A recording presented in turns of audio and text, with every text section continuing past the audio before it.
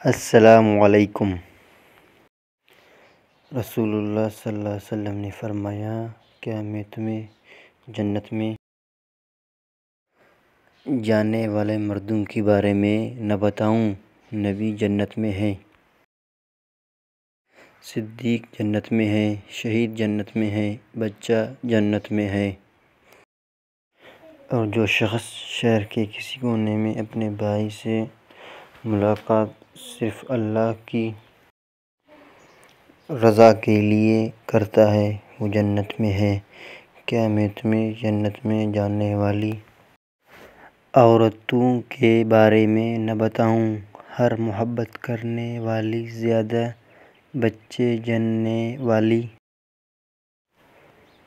جب تم غصے ہو جاؤ، اس سے ناراضگی کا اظہار کرو، یا اس کا شوہر